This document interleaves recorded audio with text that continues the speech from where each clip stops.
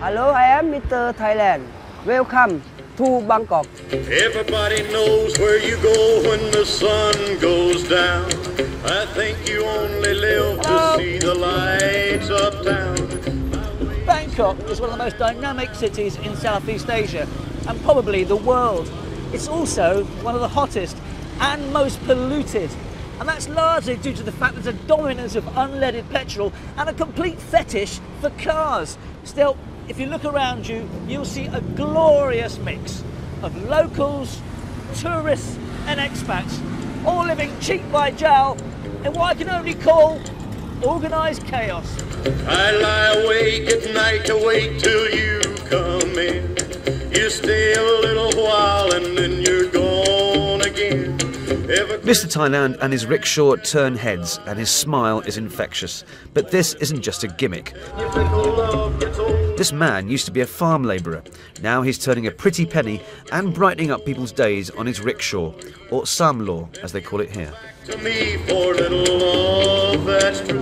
What is your favourite place in Come Bangkok? inside your market flower, you know. The flower market? Yeah, flower market Thailand. There come your flower everywhere. Everything. Look, you can look, see. Beautiful. Very good, yeah.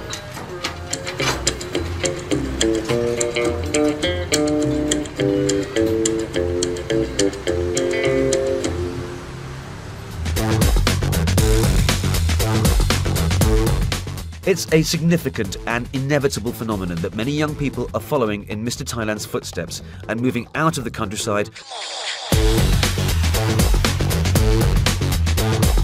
The big city beckons and increasingly consumerism and technology rule. Thailand is now one of the world's biggest producers of computer hard drives and, of course, cars.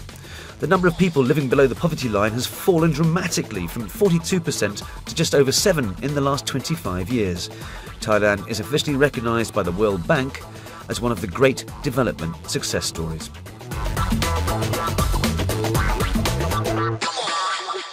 Where there's food, there's CDs, there's clothes, there's so many options.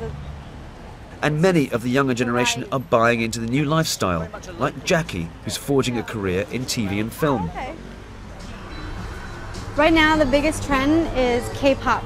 So, Just Korean pop. Yeah. Before it was Chinese pop, and then it gravitated to Japanese pop, and then now the huge trend is Korean pop, which you see right here.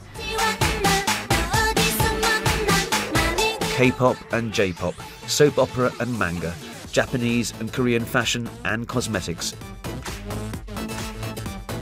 Like many young people in Southeast Asia, it seems Thais are mesmerised.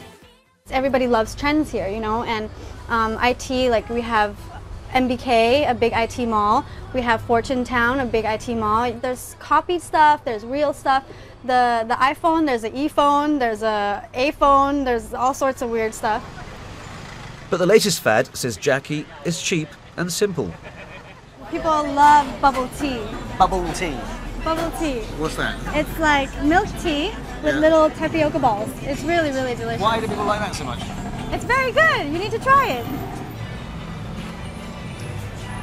Oh, there's jelly bubbles that go...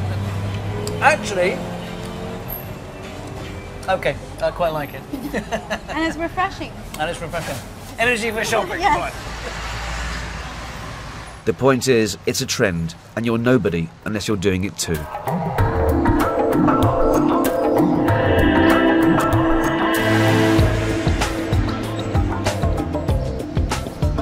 But as you walk through one of Thailand's 30,000 Buddhist temples, you do wonder how these trends, rampant commercialisation and materialism all fit in with Thailand's much revered Buddhist philosophy. How does a pious Buddhist reconcile instant gratification with his way of life? To consume is fine, but I always ask that before you consume, think yourself, do you really need that? Do you really want that? It might look like you are damaging not anybody else, but you are damaging yourself. You are damaging your mind. You are damaging your awareness. In that sense, once you damage your awareness, of course, it is having a global impact to others.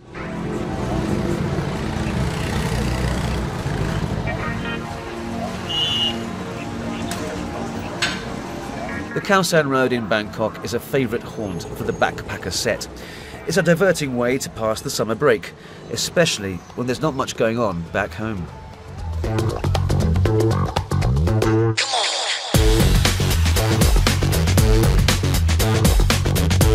While Thailand prides itself on its liberal attitudes to the partying backpackers, there are concerns from some politicians that the emphasis is on a quick buck mentality taking over tourism in Thailand.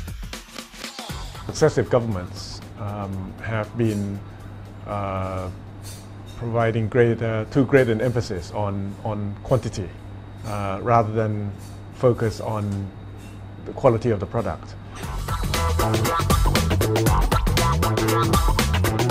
If you look at how, for example, the island of Samui or Phuket has developed, one can't help but be concerned.